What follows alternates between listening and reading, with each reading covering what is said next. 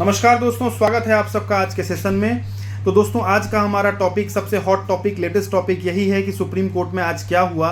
तो supreme court में आज 2 बजे के बाद से अभी तक बहस चली है और बहस बहुत ही लॉजिकल चली है। प्रॉब्लम ये हो रहा था कि 38 डिफरेंट केसेस थे और सबके लॉयर्स अवेलेबल थे, सभी अपना अपना पक्ष रखना चाह रहे थे।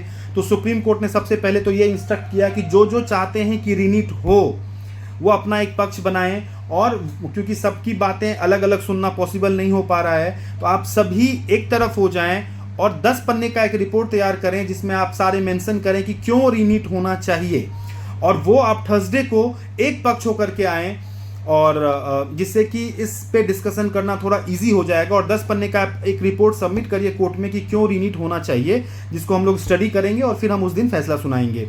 बृहस्पतिवार के लिए डेट दिया गया है और बहुत ही कम समय का टाइम लिया है कोर्ट ने। ये बहुत ही अच्छी बात है, क्योंकि मुझे ऐसा लग रहा था कि कहीं ये डेट 15 दिन के बाद का ना दे दे कोर्ट, 10 दिन 15 दिन के बाद का ना दे दे। तो बस 3 दिन का समय लिया गया है। सोमवार है, मंगल और बुधवार का समय लिया गया है और बृहस्पतिवार को फिर से कोर्ट में हियरिंग है। तो आई होप कि बृहस्पतिवार को ये फैसला आ जाए कि रीनीट होगा या नहीं होगा। जो भी फैक्ट्स अवेलेबल हैं कोर्ट के पास, उन फैक्ट्स में आज के डेट में सीबीआई ने अभी तक कुछ एविडेंस या कुछ ऐसा फैक्ट सबमिट नहीं किया था कोर्ट में। तो कोर्ट ने सीबीआई को भी इंस्ट्रक्ट किया है कि आज तक के डेट में आपने जो भी इंफॉर्मेशन गैदर किया है, जो भी एविडेंस गैदर किया है पेपर लीक के मामले में, वो आप सारा सबमिट करिए बुधवार शाम को 5 बजे तक, जिससे कि हम बृहस्पतिवार को उन चीज़ों को भी देख करके डिसीजन ले पाएँ। तो सीबीआई को भी इंस्ट्रक्ट किया गया है, एनटीए को इंस्ट्रक्ट किया गया है कि आप ऐसा रिपोर्ट तैयार करके बताइए क्या ये पॉसिबल है उन बच्चों को डिटेक्ट करना जो कि बेनिफिशियरीज रहे हैं, मतलब जिनको इस नीट पेपर लीक से बेनिफिट हुआ है।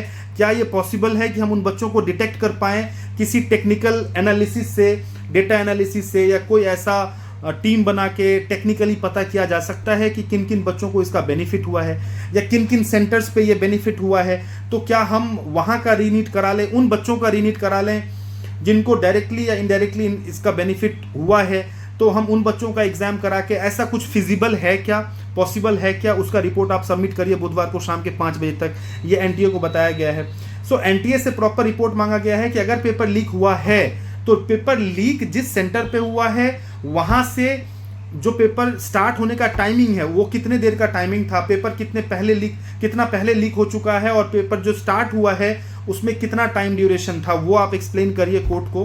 तो लॉजिकली सुप्रीम कोर्ट ने बहुत सारे पॉइंट को रखा है सामने, एंड सुप्रीम कोर्ट ने कहा है कि देखिए 23,33,000 बच्चे लगभग अपीयर हुए थे एग्जाम में, जिसमें से जो कि लगभग 4,500 सेंटर पे एग्जाम कराया गया था और लगभग 450-500 सिटीज के आसपास थे जिसमें ये एग्जाम कराया गया, और 14 सिटीज आउटसाइड ऑफ इंडिया थे जहां ये एग्जाम कराया गया।